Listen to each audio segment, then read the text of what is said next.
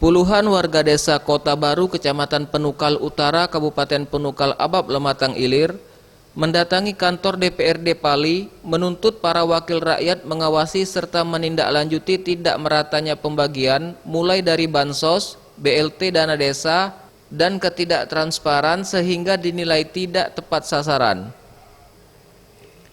Kedatangan masyarakat ini disambut pimpinan DPRD Pali dengan melakukan pertemuan terbatas bersama perwakilan warga.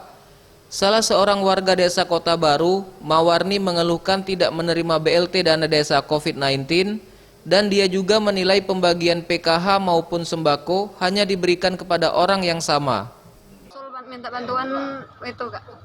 Apa semua bantuan tidak dapat Kak. Yang diundai Kak, tidak dapat dari desa.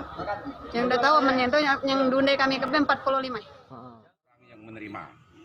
Nah, oleh karena itu sesuai dengan persentase itu bisa sampai dengan 35% masyarakat yang bisa diberikan bantuan melalui BLT itu. Oleh karena itu kami mengusulkan tadi kalau memang bisa ditambah kepada desa. Dalam menghadapi dampak pandemi COVID-19, warga berharap agar DPRD dan pemerintah dapat memberikan bantuan yang bertujuan dalam meringankan biaya kebutuhan hidup sehari-hari. Boris Simbolon, Sriwijaya TV.